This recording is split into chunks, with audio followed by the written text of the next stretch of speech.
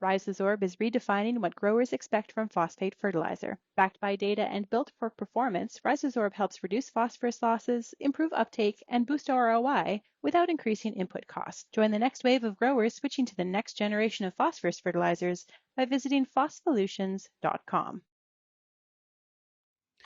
Okay, I am looking forward to this one because before you jumped on, Jace, I was telling Hebes that this is the one agriculture podcast that I actually will follow and watch through and through. So, there you go. So there's a plug for you right off the start. Welcome to The Truth About Ag.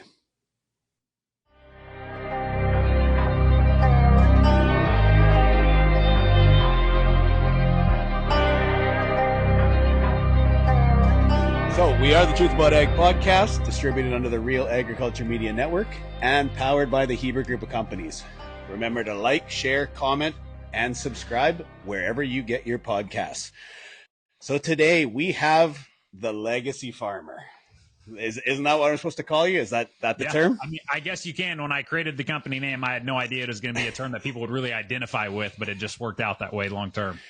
So why don't we start there for the groups in Canada who don't know you? And I mean, I've played your stuff during Farmer Coach. I believe in a lot of the stuff you say, and I like how direct you are. So let's start there. Give me some of the history and I guess all the way to entrepreneurism, really. Yeah, for sure. So I'll kind of start way back and just kind of where I grew up. So I was raised in a small town in western Kansas called Tribune. So it's a 900-person town. My granddad started our family farm and feed yard back in the 1950s. And what's crazy about that story is he started it by going to Denver, Colorado, and getting a $15,000 loan on a handshake deal, which is just crazy that that's what happened back then, but that's what happened. So anyways, he built it into a big operation. We had a feed yard that had, fed about 14,000 head of cattle, and then we had a few thousand acres of ground. And my granddad was really focused on making a true family operation. So my dad ran the feed yard and built that over his life. And then I had two uncles that ran all the farm ground, and then two aunts that worked in the office and kind of managed everything there as well.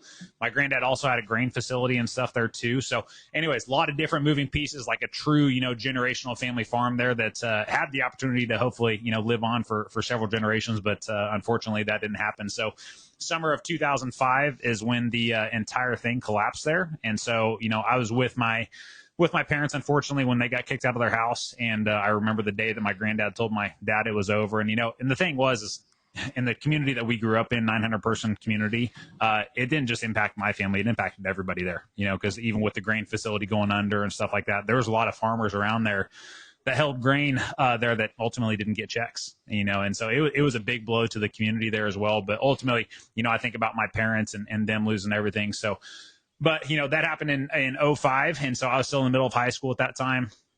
Took the traditional path, went into, got a 4-year college degree after that I don't use to this day. And then went into ag banking after that. And I went into ag banking because as soon as the feed yard closed down, I had a brother that was 12 years older than me. And he went into ag banking as well. So I was like, well, sounds like a good path for me there. But that part of my journey, that was basically from 2011 to 2016, essentially. A really important part of my journey because growing up on the operation, I learned what worked and didn't work on the operational side and working with family and just the collisions that happened there. Going into the bank, though, kind of took me full circle, and I started to notice just a bunch of gaps and problems and really just a lack of knowledge between farmers and finances and farmers and banking and things like that. But, man, ultimately, I don't know about you guys, but I can't sit inside all day.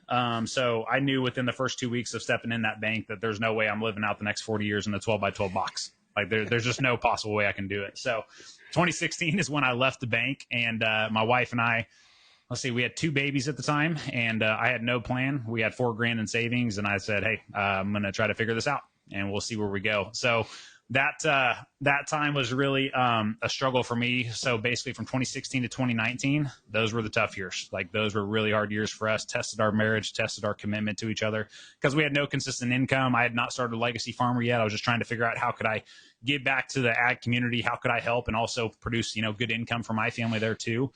And man, I tell you what, I almost went back to the bank until I filmed the first video for Legacy Farmer. And it's like there was divine intervention in that moment because I launched the first video and then everything started changing. right? And so the first version of Legacy Farmer was primarily just group coaching and consulting, talking about operational issues, family issues, succession planning, that type of stuff.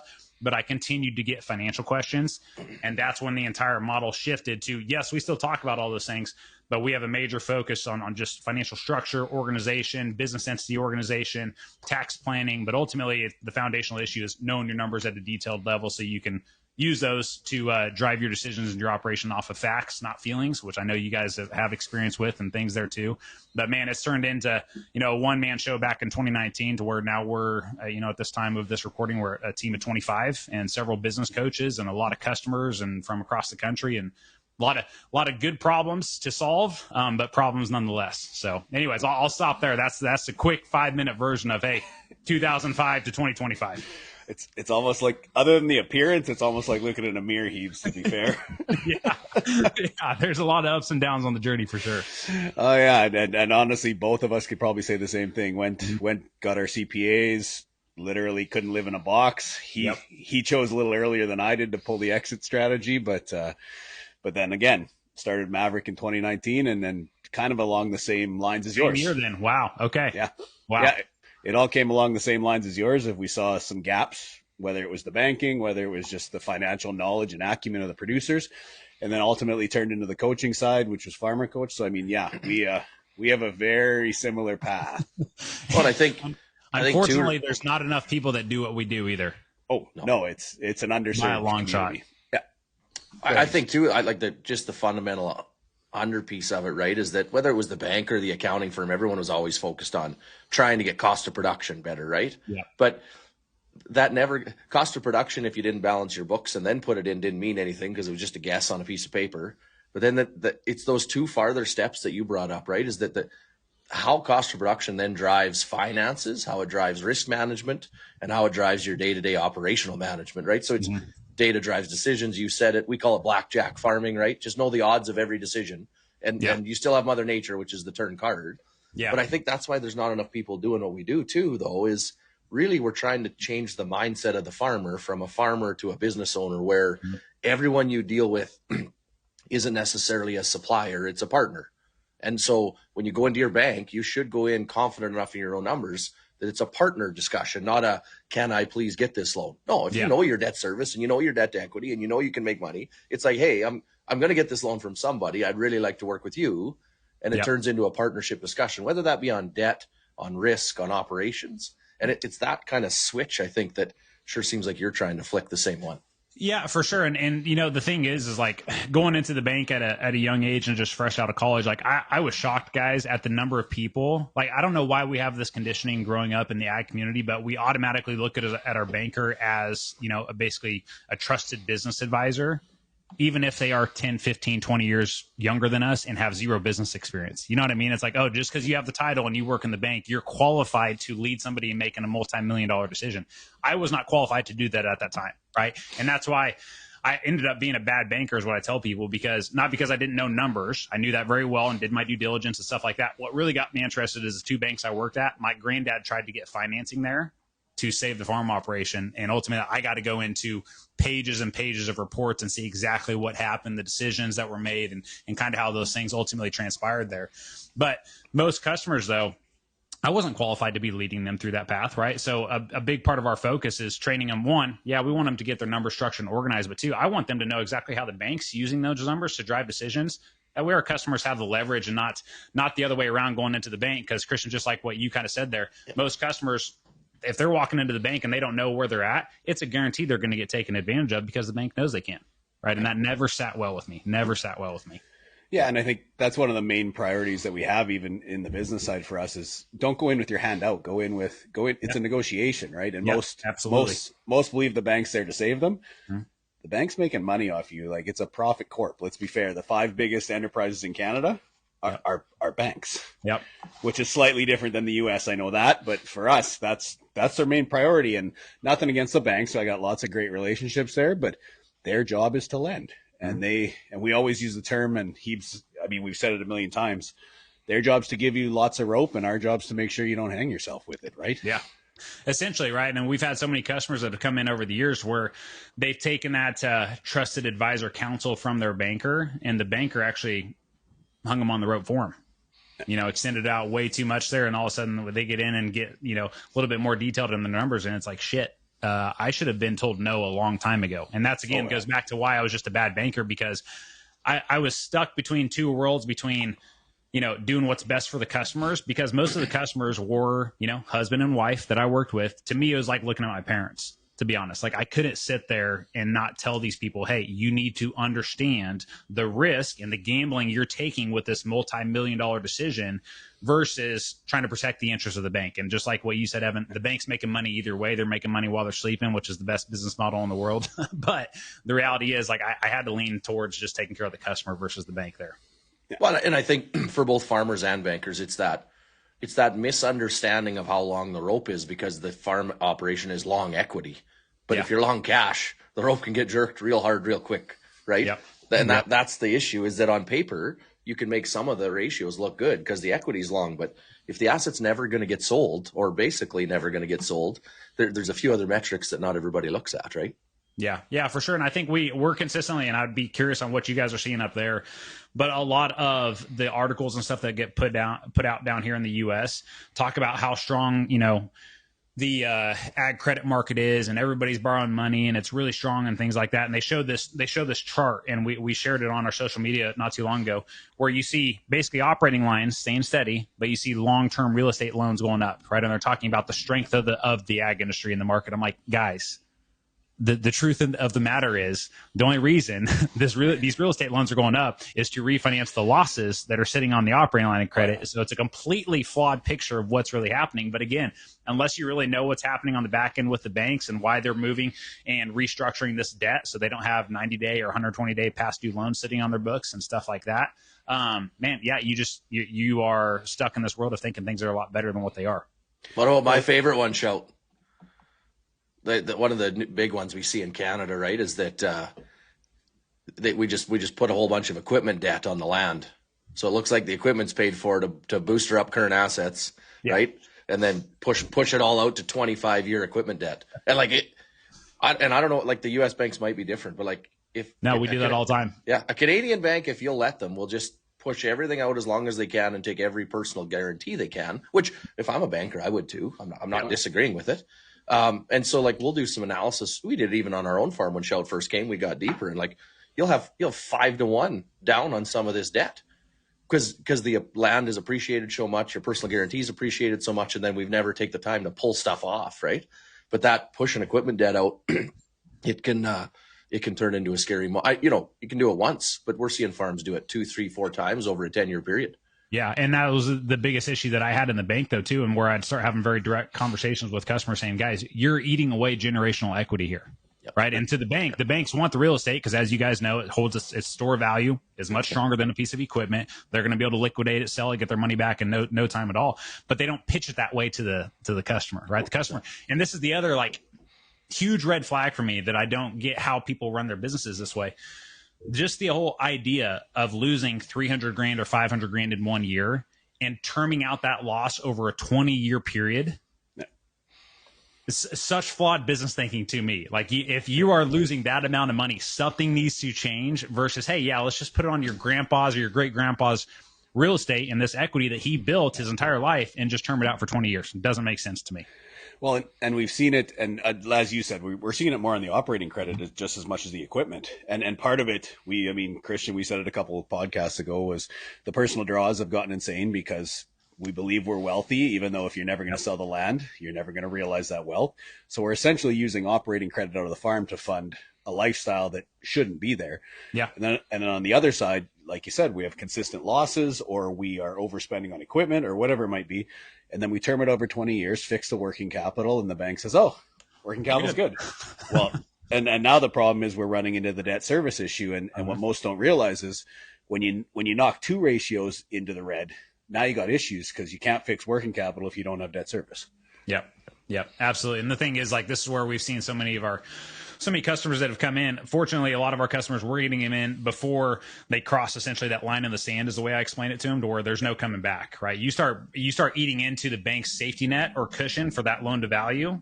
Yeah. And most of the banks there too, like that's a fault of the bank as well for not watching the customer approaching their line, because now they're approaching on the bank's safety net there as well, and protecting the interest of the bank there too. And how they're letting the customers go past that line in the sand is what we call it. I have no idea, but it just goes to a lack of due diligence and really just paying attention on the banker side as well. Well, and the problem is the restriction letters and all the nasty letters don't come until after you've crossed the line. They don't come before, right? Yep, absolutely. Do you think, like, the one thing I see though I think it's an industry problem, period, though, is that all these suppliers are so focused on new customer growth instead of current customer growth. So like I said, I say all the time, like, our banker, right, that if you deal with us correctly from 15 years ago to today, we used to borrow $2 million. Now we borrow 40 some million, right? Like that's a fair bit of growth. Yeah. But it seems like everybody in the industry is so focused on that new customer growth instead of really trying to narrow down, which clients are having steady growth and all the ratios are good. And as long as I kind of really do pay attention and do due diligence, my career grows with them, right? And it's a weird industry phenomenon. I know. And this is what's super weird too. We had a new customer that came in a couple months ago, and he said something I thought was really profound on his first call. And he goes, "I'm finally getting my banker without the bank."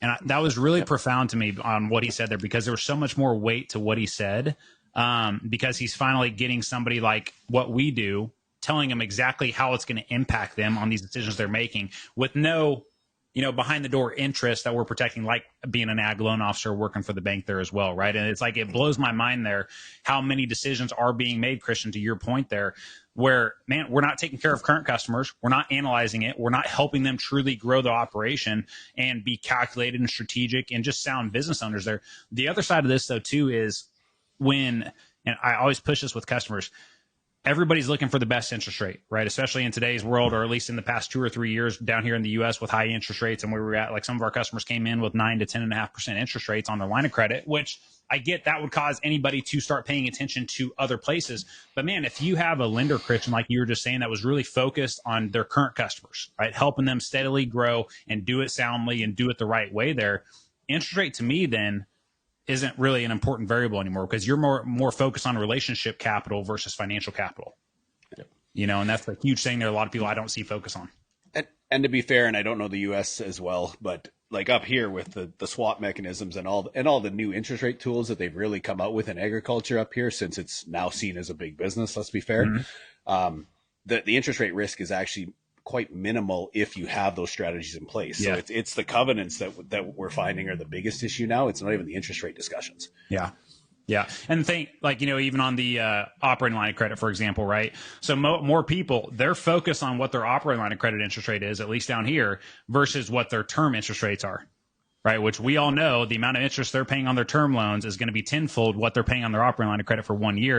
And when you actually run the numbers, which we do with a lot of our customers, like, guys, you're getting upset here over 5 or 10 grand for the year, and considering making a massive change and moving to another banking institution when you could potentially have a really good relationship here with where you're currently at, over 5 or 10 grand when you're running a $5 or $10 million operation. Like, it's not even in the car. They shouldn't even be a decision to me.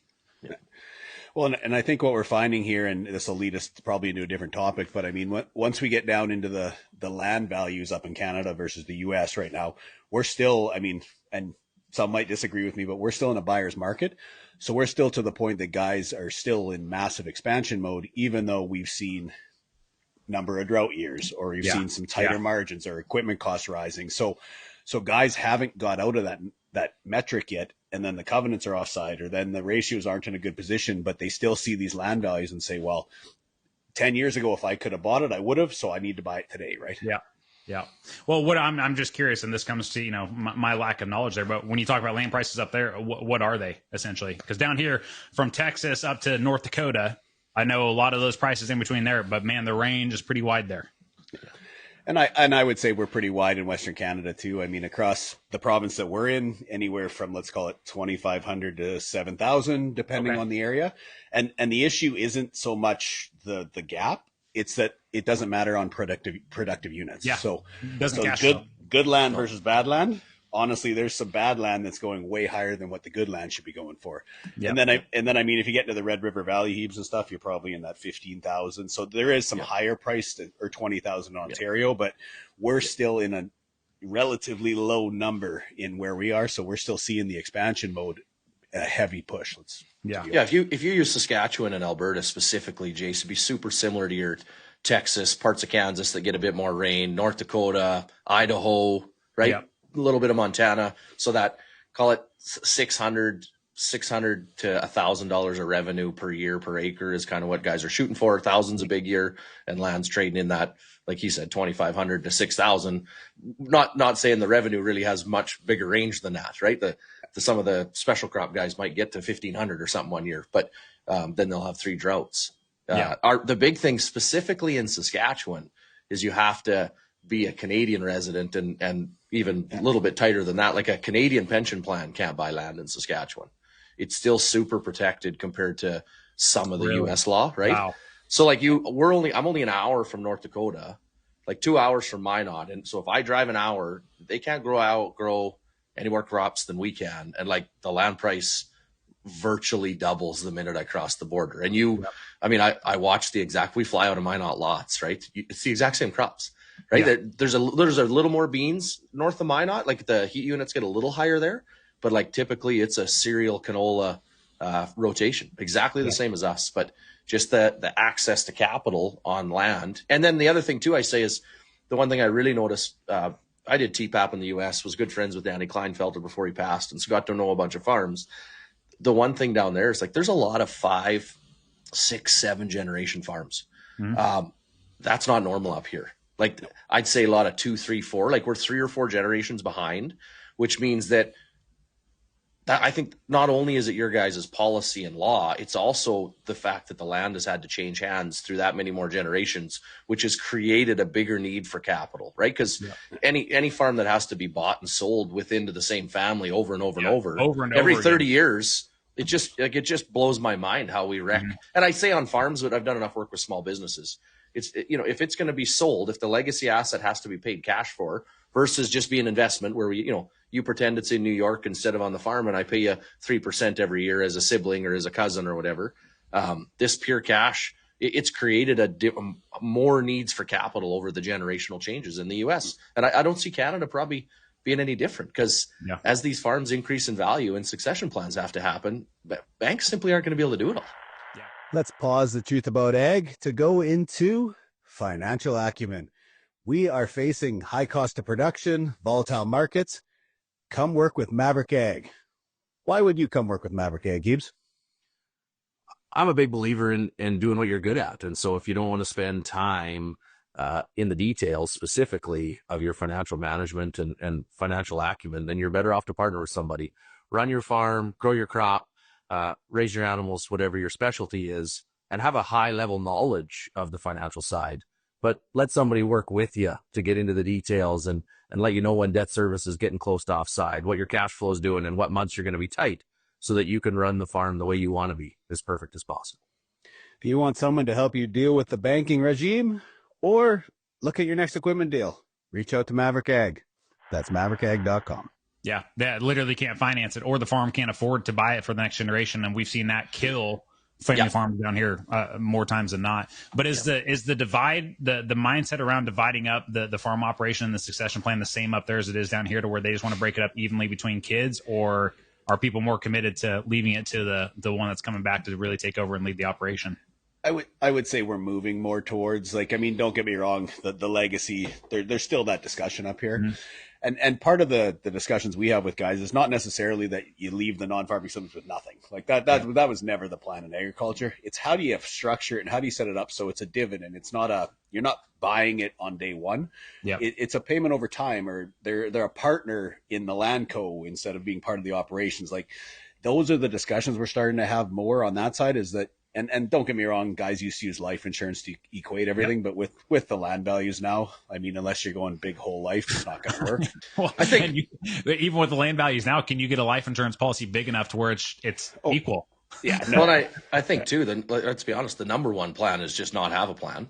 Yeah. There's still too many of those. Mm-hmm. And I think, we have a different view on it, show, because we like the dividend policy, et cetera, but we're also huge drivers of profit should be split with the kid or kids that are home farming as early as you possibly can. right? So instead of them, you know, you're going to get this when you're older. No. If they're making part of the management decisions and a key part of the farm when they're 20, then they should get 5% of the profits when they're 20. And by the time they're 30, they might be at 50 or 60 or 70% of the profits. Because then all of a sudden, you're not talking about the argument as much on sweat equity and old equity and the on-farm child or manager has built up a pretty big equity pool where they can just pay dividends, i.e. land rent on the old equity out, right? It's those ones that don't do anything for 30, 40 years. And really that, you know, kid's a glorified employee or treated that way. And then all of a sudden you got to have that discussion and say it should be split up fair. Like, my dear God, it does not work. Yeah, no, and I talk about this back in the early days. I remember a couple distinct conversations I had with guys that were in their early 50s or, you know, just in their 50s in general. Literally grown men crying on the phone to me because they went back to the farm operation after college, been there for 30 years, and they're like, I have nothing to show for it. Nothing to show for it. My balance sheet is shit. I have no equity. And now they're not even confident. 30 years just went by. They went back based on they promised of one day getting assets with never having a plan written out. And now 30 years later, still no plan. So you tell me what their confidence is that one's ever going to be created. And so that's where a lot of the talking points that we have with the younger customers coming in. Yes, definitely the profit shares per year to get them thinking like a manager, and also getting them to experience the good years and the bad years on the farm and kind of training that muscle there. But the biggest thing is, like, for any of our customers that are going back, making sure there is a plan written out and in place there so that they at least know it, and maybe it's just profit share or whatever. But I've had two distinct customers over the years that actually made the decision to leave a third or fourth generation operation because there was no plan in place and there was no movement from their parents to ever get one in place too, which I applaud those people that have the balls to do that. Yeah. And we're seeing that more up here too. I mean, I'm having discussions with guys of that exact thing is I'm going to need to walk away if we don't have a plan soon.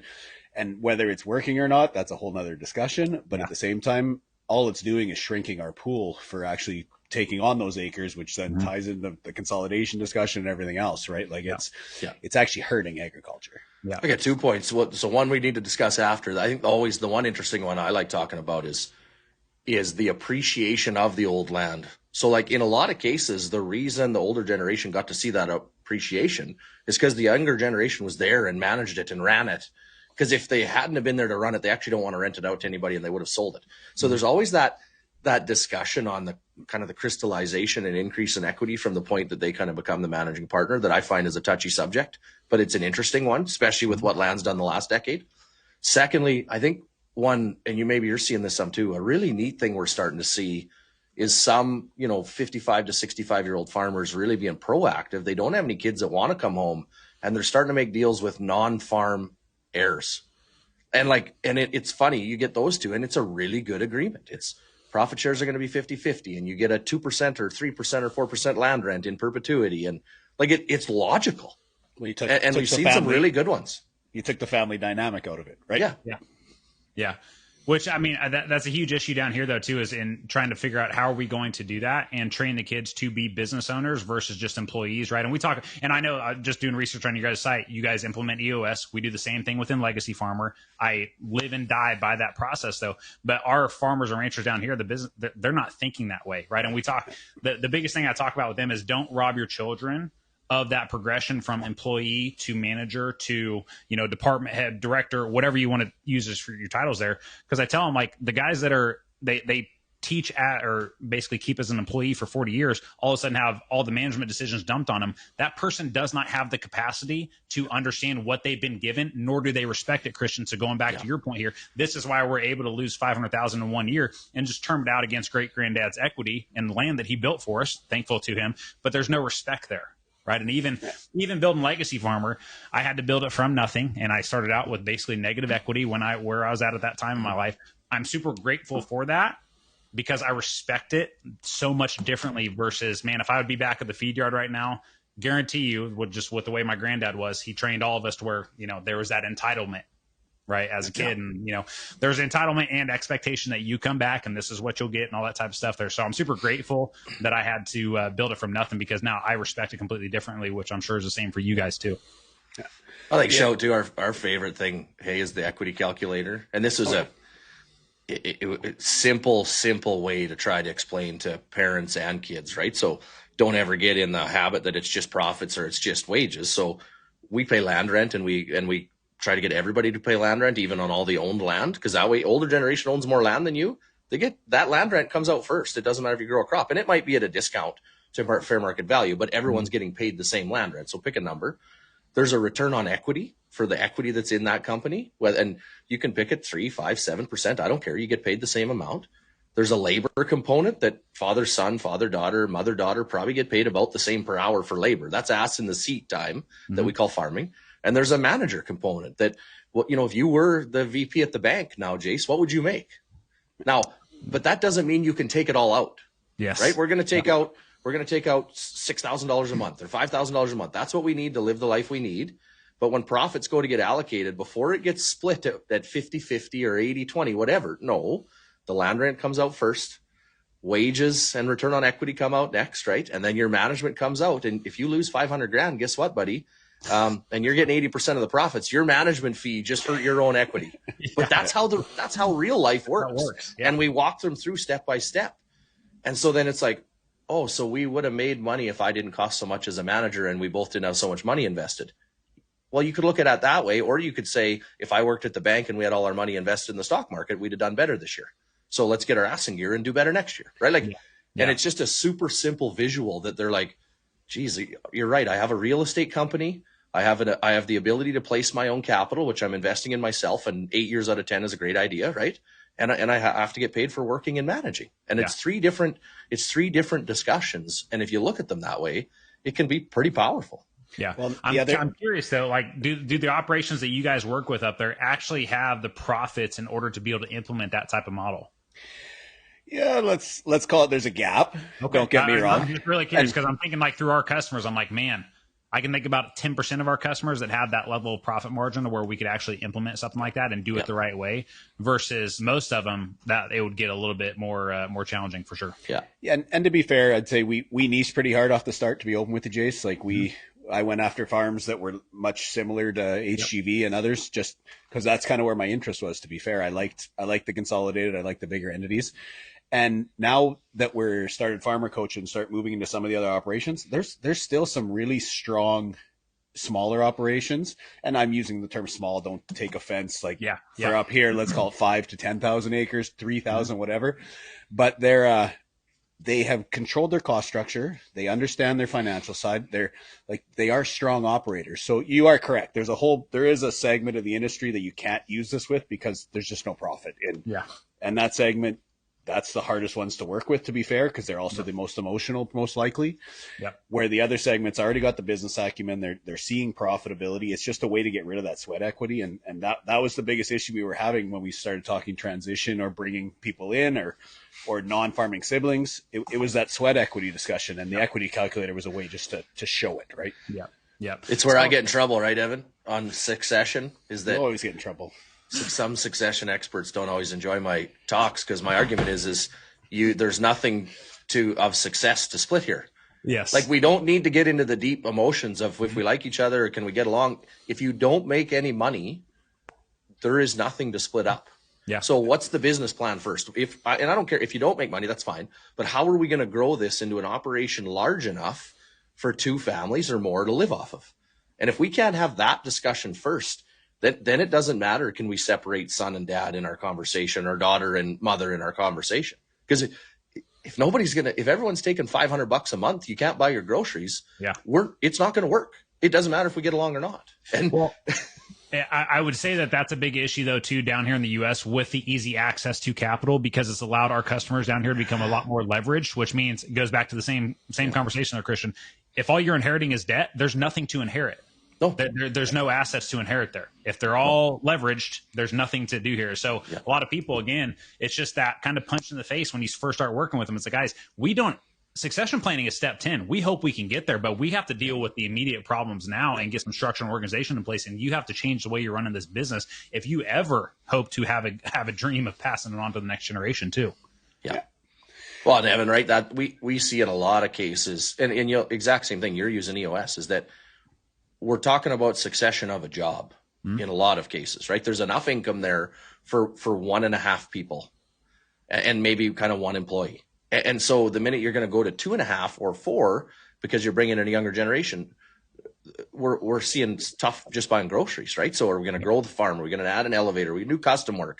Are we going to work part-time at the mine? Like, I don't care what that is to get to that number, but that's got to be the discussion. But though it's funny to watch once they get it to a business and then they realize, oh, okay, so now we're profitable. And then my number one asset is time, right? So I need to hire people to buy back my time, not hire people to make me more profitable, because I'm the thing that makes it more profitable. So I need to hire people to take back my time. It's awesome to watch their faces light up. Like they'll hire their first admin assistant, or they'll hire their first bookkeeper, right? Or they're hire, their first person that they trust enough to go in the planter. And they'll come back to Farmer Coach, and these guys are like, you're not going to believe this. I went to a ball game in the middle of planting. Yep. And it's like, that's awesome. I'm then so proud of you. Go into working with them on the emotions of feeling guilty for going to the ball game. Oh yeah. That was coming for sure. It was coming. Yeah. But I mean, same experience for me, and you guys have probably experienced this in your own companies too. Like with Legacy Farmer, when it first started, I was the only guy, and now we got a team of 25 people. And I've literally, when I talk about the accountability chart with our customers, it's like, guys, I'm not talking from theory. I'm just sharing my personal experience from getting to that level and experiencing the freedom. But my focus and how I add value to the business is just drastically changing. It's trying to get these guys to see that too, to where they're better in that visionary seat than they are running the tractor, right? And their time is more valuable focusing on the numbers and figuring out what's their game plan for the next 12 to 18 months there versus, sitting in the combine.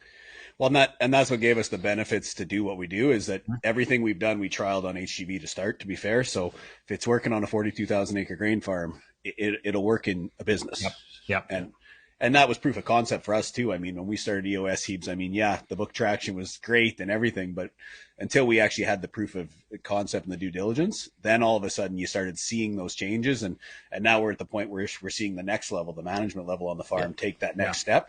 So it's been 5 years of just constant growth with it and seeing how it actually changes the mindset and changes the business as a whole, right? Well, one thing I'd love to learn about you guys and your experience with it, but also too with your customers as well. But us going through and implementing EOS and specifically the accountability chart, the most challenging thing that I went through, but also too that we experience on the farm operations as well, is that flow of communication and respecting the flow of communication as well. My granddad would end run my dad all the time on the feed yard. My dad would go out 4 a.m., get all of our feed truck drivers. There's 15 employees out there, get everybody, clear for the day, what their actions were and things like that. My granddad would come down at 10 a.m. and then blow the whole thing up, right? Yep. And so the biggest challenge for me, even within Legacy Farmer, was learning to respect the flow of communication and why that chart is structured that way. But man, that is such a hard thing to get in place with our customers as well when it comes to the ones with bigger operations, learning where their seat needs to be and respecting that flow of communication as well there. So curious if you guys feedback and thoughts on that too. Yeah. You want me to go? Yeah. So, 100%. And I think it's one of the number one conversations you have to have with typically, right? It's a father son. There's the odd father daughter combo and the odd father third party, mother third party, but I'll just say father son in this case. They need to be sat down originally and make them realize that you're both business people, and when you're at work, you're going to talk about work. And it can't be dad son, it can't be son dad. It's like you're going to treat each other exactly what you would treat someone else in that seat, right? And that was kind of our probably lucky piece, is that Louis and I are very much that way. So, I'd have to come down on him just like a other team member if he did an end around, and he'd have to come in and, talk to me if he didn't think. I said the joy of working with me, Dad, is that you can come talk to me if you don't like what I'm doing with the money. If someone in New York, you can't, right? Yeah. And so in no way am I saying it was easy. There was a lot of awkward conversations, but we were willing to have the awkward conversations, right? Yeah. And then when we took the next step, when I hired Jeff, our COO, I literally rented an office in town, and 3 days a week I worked in town. Yep. Because we couldn't stop it, and it would just, because we say we're 42,000 now, but really when I got super involved at kind of 16, we were 2,500, 3,000 acres, right? So I've kind of been through all of this that the customers are going through. Jeff came at about 11,000, I think. So we really weren't big enough to have me, my dad, and Jeff. And my dad's 63 now. So at the time, he'd have been like 55 years old, right? So he was right in the heat of it. I had to get an office in town because we couldn't stop it. Yeah. Right. So we gave it a year. for Jeff to kind of get up to speed on all our operations. And then after that, I ended up getting an office in town. Now I'm at the farm every day because everyone's used to going to Jeff, not me. Yeah. But we found that you have to put in little cheats, right? Now we moved Jeff, for instance, I'm in the boardroom now. We moved Jeff to my old office because it's at the other end from the shop. So it's harder to go talk to him. And it's forcing the guys to talk to the managers underneath Jeff now. And you'd think you wouldn't have to do that, but it's just the way we work is you go to what's comfortable. Gonna pull you away from the podcast here to go into Farmer Coach. We have opened up the registration for November. Brand new courses, the executive, the foundations. Hebes, why would you come to Farmer Coach? Yeah, I think 2 quick points. The first one is just a baseline knowledge around farm management, right? From accrual statements and debt service ratios to human resource policies that we've seen work on operations and businesses kind of around the world. And secondly is just knowledgeable peers. It's not just what you learn, from the coach and being in the program. It's what you learn discussing with 10, 15, 20, 25 other operations and what's worked and not worked on their operations. And I think those 2 pieces are pretty invaluable. With more than 90 producers having gone through the course, you have an online platform. It is probably one of your largest peer groups you can be a part of. So sign up, go to farmercoach.ca, and we'll see you in November. The other, I completely agree with all that. So one of the things I always tell our bigger customers is when they're doing their annual planning, I tell them, I'm like, guys, go rent a house 400 miles away on a lake and go have your business discussions there, because there's so much people, we say we want to keep, business and family separate. On the farm, guys, it doesn't happen. It just doesn't happen. And we could drive around my feed yard right now, and I could tell you, the problem with basically living now on the farm that you grew up on is even if you're a 40 or 50-year-old, it's pretty easy to get sunk back in or pull back into your 15 or 12-year-old mindset back when you're there and just getting used to talk down to or told what to do and that type of stuff there. That's why I just constantly push people like, guys, invest in the office away from the farm operation, or invest in the house and make sure you're having these discussions in a controlled space and environment, because that container is so important to manage the energy there. And we would have never been successful at our farm there, just having all those types of discussions right there. Yeah, and I would say the 2 things with the accountability chart that struck me at least, was first of all the weekly meetings. I mean, the L10s. So I mean, to actually have a set L10 with an agenda of just get it done and get in, get out. Like, those used to be water cooler talks, and then an hour later you're like, we just wasted how many employees, how many hours to get this done, right? And then driving it down after that. So from the leadership meeting down to the ops meeting down to the office meeting, just that flow of communication and the flow back up, right? The other one that we do with clients a lot is just, I essentially have them fill out the accountability chart of, tell me all the roles on the farm, and they'll go agronomy, marketing, procurement, supply. I mean, there's 30 of them. Like, let's be fair. You are everything on your farm. Yeah. And then say, okay, put the name of the person in charge in that box, and it's their name in every box. And then it's like, okay, now do you see a problem? Because if you don't, I can't make it any more clear, right? Yeah. Well, I don't think people understand or respect to the change in mindset from going from one seat to another, right? And that's why, I live and die by my calendar, because on Mondays, Wednesdays, Fridays, I'm in visionary seat. On Tuesdays, Thursdays, I'm in appointments or marketing seats or whatever that is there as well. That and so you got to separate your seats out by your day and make sure you're controlling your environment so you can stay focused on that seat that day. And the guys that my granddad ran a very one of our initial things that we take all of our customers through is the difference between a centralized and decentralized operation, right? Which goes back to my granddad having to be in control and a micromanager of everything. And the guy never got anything done because every single person on the team, every question, every problem, every solution had to go through him. And he's pissed off because his phone's ringing 25 times a day. Actually, it's a lot more than that. We've had some customers come in too that said their average number of phone calls they get is 60 to 80. And I'm like, there's no way in hell you are getting anything done if that's the case there. So it just goes back to the importance of having that accountability chart, that structure, so we can build a decentralized operation that works around you versus one that just runs through you 24/7. Well, and it's interesting because we're probably two to 3 years behind you kind of on the legacy farm versus the Maverick side. And so because we've done the EOS implementation on the farm, now we're pulling it across to the consulting side, and we've expanded here the last year with multiple employees. And it's like, okay, now you get to break it down for them, and here's the line of communication. And it's just interesting how it builds throughout, and it does. It makes it so much more clear than it used to be. Like, both of us came from big corporate, and it didn't work like that. And that was the main issue, right? Well, and I'll share just an experience too. So when we first started building the first version of our software, Farmer Metrics, first version was actually on Google Sheets, which is just crazy to think about. That was back in 2021.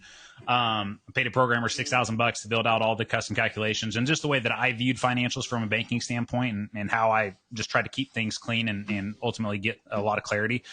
We hired our first software developers, and I used a third-party company out of Wichita, Kansas, right? And these guys have built a software for Kansas Livestock Association, so I was comfortable using them. Anyways, we just ended our relationship with them back in June, because over the past 2 years, I start, expanding our team and hiring for each department. We have 5 internal software engineers now, so we didn't really need them anymore. And there's an experience that happened 2 weeks ago where all of our communications in Slack. I don't know what you guys use, but we have all of our channels and everything in Slack right there. And I see the software team go through, and they designed basically a new, what I want to call it, new user navigation inside the software, right? Really a lot cleaner, more organized. They added in some new buttons and stuff like that. Showed it to the coaching team, and there was an approval and an implement. It was executed just like that right after. I'm like, holy shit, guys, this would have taken me, just that one change right there would have taken me 2 months to have happen. And so again, just the power of having that structure and organization and the accountability chart just expands your capacity to be able to do a lot more things that are actually going to push the business forward and take a farm operation from 3,000 acres to 42,000 acres over a 10-year period. Yeah. Well, and it's actually like, you go back to Maverick. I mean, it was a matter of, I wanted to diversify, but I didn't think the old days of just cattle and grain was the right way to do it. I thought that was a good way for guys to keep themselves busy 365 days a year, not necessarily do what they want, right? Whether that's hogs and grain or hogs and cattle, like, it's just what happened. And because of our accounting background and the need for it in the industry, it's like, why wouldn't we have a consulting side, but really it's a data side that tends to be a little higher margin and a little less asset intense, because we've already got one of those businesses. Yeah. Right. Like, and then how those two start to function together is the interesting part, because you'll be the same, is that as you get all this stuff programmed and in within the network, some of the benchmarks and data we're going to be able to share with guys on an aggregated level is going to be unbelievable. Right.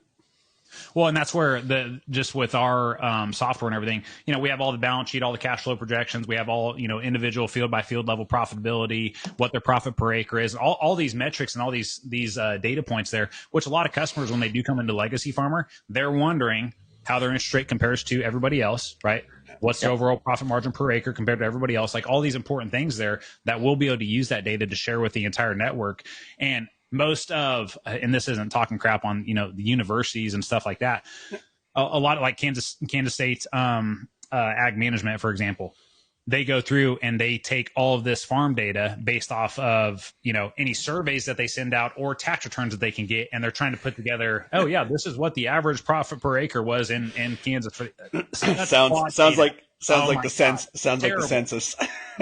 It's absolutely just BS there. And people are and we were using that information in the bank to compare to our cash flow projections, which, again, from a banking standpoint, just makes your, the due diligence you're doing to protect the interest of the bank flawed. But anyway, so using that data that's backed by actual hard facts and having projections, having actuals in there, and being able to share that data with the network, it's hard to put a price on that, because it changes everything that every decision that people make there. Yeah, and we're starting to find, even going deeper onto the operational side now, like with the equipment technology that's out there and stuff, like breaking it down so economic units on seeders and combines, and because honestly, with the capital costs today, that's where we're finding a lot of the costs are driving up. Yeah. So it's gone past just the financial side, where if you can start collecting some of that back end data on the equipment side, then the discussions even get more powerful, because then it's like, how many acres are you doing with your combine versus your neighbor? Well, the cost is the same, and they're doing twice as many acres. They're literally splitting their cost in half, right? Yep, absolutely. Yeah, there's a lot of ways to lose money in the industry, and there's a lot of ways to make money in the industry as well. But unfortunately, a lot of people on the losing side there. The accrual side always surprised me in the U.S. because you guys, there's a little bit of gray on if you do everything accrual internally, that's the way you have to file tax, right? Yes, essentially. But, the thing is, though, too, is like, and you guys are going to have a different view on this just because you guys are CPAs and I'm definitely not. But when it comes to cash basis versus accrual, right? So in the bank, I always looked at everything on a cash basis side of things because the bank is looking at the operating line of credit and what that balance is going to be there versus the big farm operators. They're running everything on an accrual side, but those guys don't use their operating line of credit very often, right? They don't have to. So with a lot of our customers, we try to keep it very simple there on the cash basis. We do have a couple bigger ones that are on that, can understand and wrap their heads around accrual, but just being transparent with you guys, a majority of the customers that we have coming in, we got to start them out at foundation level 1 there and start on cash basis and build up from there. Yep. Yeah, and that would be no different. We got different levels. Like, you're right. We've got some operations that honestly they're accrual internally, so they would have monthly financial statements and everything else. And then we got some that haven't seen a set of financial statements in their life, and they're coming in and they're like, the banker says I'm fine, and I'm like, well, wait till I see the ratios, right? Well, I just found it. I was part of a group that had a private insurance company for a while that did private crop insurance, and so we did some work in the U.S. and with the firm we were part of. What was the name of that company, if you don't mind me asking? Global Ag Risk Solutions. Yeah. Okay. I saw that on your website. I recognize the name because I did crop insurance for a little bit back in 2017, and that company came up. Yeah, we were down there for a few years and actually did all right. The issue is and to this day, I still can't understand why Americans pay crop insurance commissions even on the subsidized portion. So you go sell it to a farm, and as the agent, you even get paid commission on the government part. Anyways, that's a story for another day. But so and it was on accrual financials. And the firm Evan and I came from in Canada, I don't know how many farm clients they'd have, but I'm thinking 2,500 to 3,000. Maybe 5,000. Who knows? And they're all on accrual at the end of the year at least, right? And so I was in a meeting with like pretty high ups at what I would argue is probably the biggest agriculture firm down in the U.S., more in the southern part. And they thought they might have 150. And I was like, you guys have a lot more land than Canada. But then you get explaining, and the tax side's worrisome. And then the other thing I found is it's partly the way the banks work, right? Is that there was a lot of just land debt that they would take out, and then they would use op credit from all the co-ops and stuff that they bought from. Where in Canada, it's more common to have, your operating line is backed by some land, a personal guarantee, and your prepaids and your inputs and growing crop, right? Yep. And then your buildings are buildings, machinery, and land's land. So it was also partly the way a lot of the debt was structured. Yep. As I got looking at more and more of it down there, there's that kind of makes sense. Are most of the operations up there, like all of that stuff, just at one bank there? Let's call it, there's 4 or 5 national banks that would have the majority, and then some credit unions, and then Farm Credit would be probably the biggest. But a lot of guys would still use a big chunk of their operating credit from the retail system. Yeah, and that's man, that's where it just I always tell this to customers, guys, just adding this stuff in there. Yes, I know it's 0% financing, and they pitch it as that. The complexity now that you're adding to your operation is going to cost you a lot more in the long run there. Yeah, and it's not 0%, right? It's just 7% more on the purchase price. Yeah. It's one thing we've been pushing, guys. Period. Is like you said on the banks originally, spend a lot of time trying to understand the other business. So what's going to get your banker in trouble? Like how many covenants? Where are they at? Understand that on an equipment, lot. At 6 months, they start paying some interest on their inventory. At 12 months, it's getting in trouble. There's some penalties. And at 18 months, they need to get rid of it, right? Like that's the pain point. So understand the pain point. The other thing we've been doing with lots of the retails and also with the chemical and fertilizer companies is like, what are the terms? So if I'm one of the big fertilizer companies or one of the big chem companies, what's the terms the retail have to pay on? And why as a farmer don't I get those same terms? I'm your main customer. Because that's what's building those finance programs is that they get the inventory and then they don't own the manufacturer for 9 to 12 months. So then they offer this 7%, but it's just pure money. Yeah. And so the negotiation, almost your negotiation power gets taken away, but it's because you haven't kind of taken the time to understand the flow of the supply chain. And rightfully so, like Evan was saying earlier, when your ass is in 30 seats in a company, you don't have time to understand how the overall industry is running anyway. Yeah. 100%. Okay, so we're down to, let's call it the last 10 minutes, Hebes. I don't want to take too much of everybody's time. Yep. But I did go through and I pulled out some of my favorite one-liners from Jace on the podcast, just because I wanted to go through some of these and explain. Let's be fair. So, and I said it at the beginning, I like your stuff because you are very abrupt and you say it exactly as it is. And that's what we've tried to do with this too. I mean, that's why we started the podcast, is we wanted to be as open and clear as we could without a filter. Right. Yeah. So the best ones I had, and on the producer side, the best one is, most farmers don't make decisions based on facts. They make them based on justified emotions. Yep. So give me the background around that. So one of my mentors, and I'll give him credit for this, you guys may have heard of him, a guy by the name of Garrett White, right? So to me, he runs a company called Wake Up Warrior, and I got involved in that company back in 2017. He's a master of frameworks to me, right? So that framework, and what I pulled that from was, he's got a framework that he leads everybody through called facts, feelings, focus, fruit.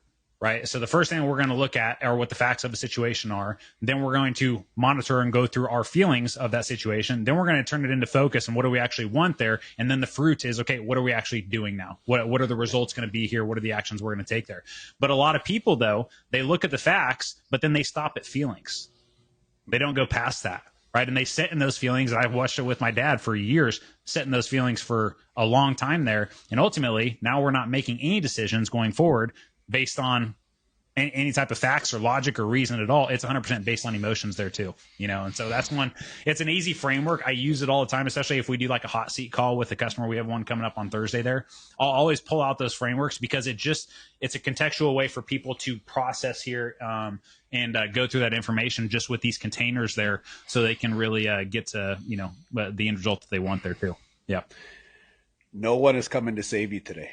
Oh man, I figured you were probably going to bring that one up. Yeah. That's too good. Man, so that was a big one for me though too, and that was like a personal revelation because I had some experiences. This goes back to literally before I filmed the first video at our abandoned feed yard back in 2019.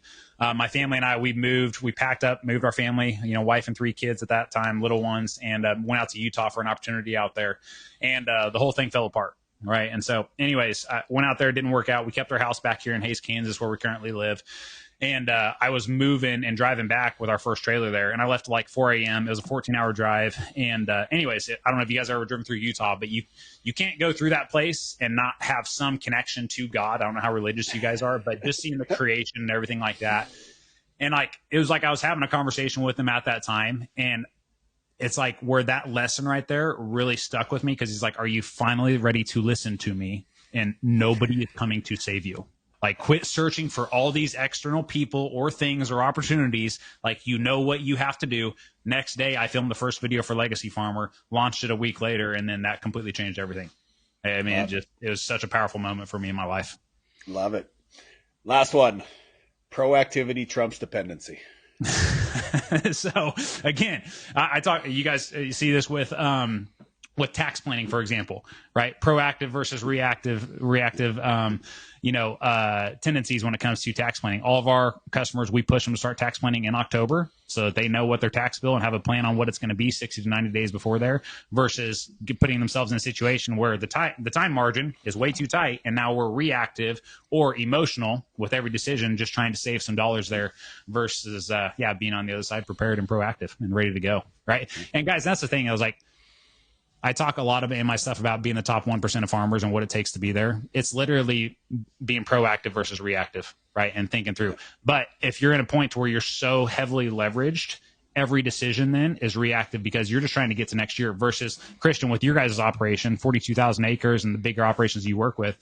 The thing that I always respect and appreciate about those operations, and people wonder why they get a lot of opportunities.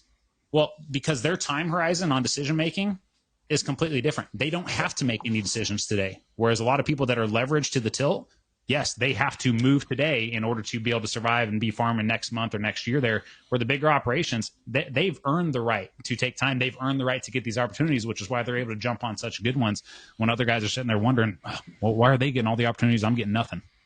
I always talked, that's one of my jobs, obviously, as visionary, is to kind of, as farmers grow through this, explain what I went through and what it feels like, right? And I 100%, as I started hiring people, it's like, we're working 24 hours at seeding. And if I'm not out there, it's guilt. Like, you feel horrible that they're doing it. But then you start to understand that your team actually takes great pride and that they can do it without you. It's actually a win. Okay, I can get over that. Then when we hit about, 35,000 is when I really started to notice that kind of 80% of my day is on stuff that is at an earliest a 6-month time horizon and longest a 10-year. Yeah. And so it's that part of the reason I think farmers are farmers is that, whether it's in the cattle or in grain, but in grain, like you start a field, you finish a field. You start a growing season, you finish a growing season. So I'm going to start it today and I might finish it 3 to 4 years from now. It takes a little while to get used to feel like you're doing anything because you can't check the box off, right? Well, and I think there's a progression to getting to that point too, because even when I started Legacy Farmer, it was all reactive. I had to I had bills to pay and shit had to happen immediately there. And now I've grown to where it's my time horizon, probably 6 months out on every decision that we're making. And when we're building the accountability chart and looking at all the people we plan to hire, it's 6 to 9 months out in the future, right? And so it just brings us calmness and more patience there. And also too, kind of helps us put, our customers in a position where if they can get to that spot, it helps them kill the emotions, right? They're not overreacting to certain things, and they're just more patient, I guess. Okay, Hebes, I know you got a couple questions to finish off today. Oh, yeah. Question number 1, best piece of advice you think you've ever received that you live by? Let's see. So I'll use 2 different ones here, and they come from the same guy. Guy grew up, he's still a mentor of mine today. He runs a chiropractic office down in Dallas. Grew up on a small family farm in Missouri. First one was take out the trash, right? I always go back to that because at the end of the day, it doesn't matter if you're running a 3,000 acre farm or a 42,000 acre farm. If there's trash that needs to be taken out of the office, I'm never above anybody else to be able to go take out the trash, right? And be able to do the foundational things that helped us get the business to where it's at. Second piece was winners win. And so, what I mean by that is, obviously Democrats, Republicans, a lot of arguing down here in the U.S. and all that type of crap. My opinion on this stuff, guys, and I know taxes are obviously a much bigger issue up there in Canada and stuff like that too. But down here, I don't care who's in office or what the variables are. Winners win, right? I'm going to find a way to adapt and evolve. And so I try to push that onto our customers too, because farming is the one industry in the world that has the most variables that can impact your bottom line profitability than anything else I've ever experienced. Right. So at the end of the day, winners win because of their ability to be, to adapt and change regardless of what the environment's showing them. It's funny because we talk about you build your farm like a sports team, right? Yeah. Everyone is the most important at a certain situation. Communication is critical. There's always one-offs that you might be the better team, but you might lose that day. Yeah. But dynasties have been created in sports. Yeah. Right. They've just been a lot better for a long time. And you guys can probably see that Michael Jordan jersey behind me. I'll always use the Bulls there as an example of how I've progressed into kind of being the Phil Jackson, and I'm looking for the role players and the star players on the team there. And it's my job to make sure I'm facilitating them with everything they need to be successful. Just trying to figure out how to control Rodman. Yeah. Yeah. There you go. What, question 2, favorite book right now or that you've read? Favorite book ever, and it also has a really important quote that has always stuck with me too. It's called The Road Less Stupid by Keith Cunningham. So he's a big real estate guy down in Texas, built a $100 million portfolio and lost it all. And anyways, in the book, he talks about all the mistakes that he made that ultimately got him to that point. And anyways, one quote that I always share and always remember in there is he said in there, a majority of success is found in learning what not to do versus learning what to do. And that always stuck with me. And it goes back to the importance of a community of farmers learning from the mistakes of other guys. Because with my granddad, for example, I don't remember what my granddad did to build the operation, but I do remember the massive mistakes that my parents still remember to this day.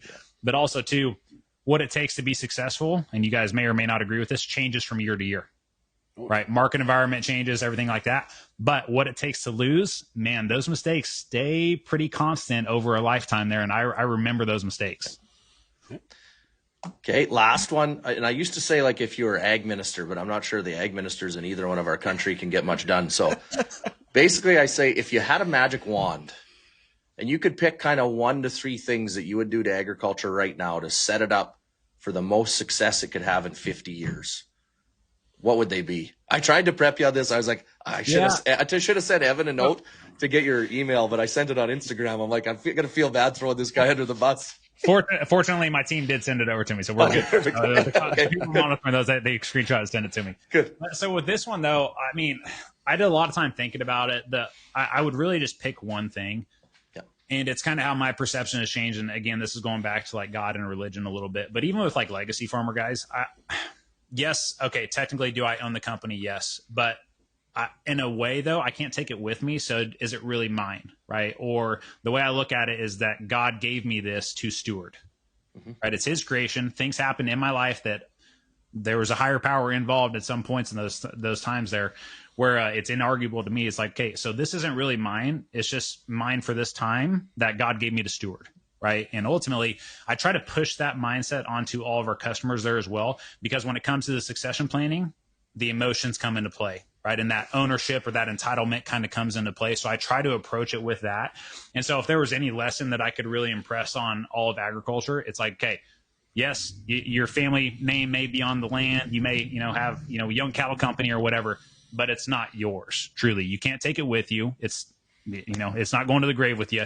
God gave it to you to steward. So do what you think he would want you to do to steward it. And that's where I try to focus with. And also too, gives me more patience and helps me not freak out when there's a lot of problems or things aren't going right or things like that too. We talk about it lots, right, Ev? Is that, at the acres we are now, people assume that I or Evan and I and Jeff care about acres. And it kind of goes back to your saying, and that I don't like to use the word never and always, but one thing I will say is it will never be sold. Well, the only way for us to accomplish that was to be a size that if my kids or family if they don't want to steward it after me, then it has to be big enough to be able to afford third-party management.